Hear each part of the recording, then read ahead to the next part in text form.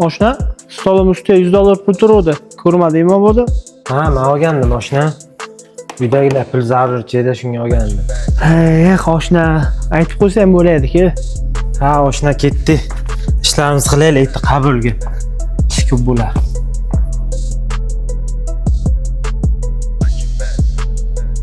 Akalar, yaxshimisizlar? Sizlar qabulxonada ishlatuvmidinglar? Ha, bizda ishlaydi. Yerdan $100 pul topib oldim-da, mabodo sizlarniki emasmi?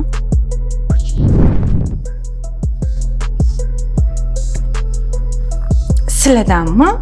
Ha, bizaniki.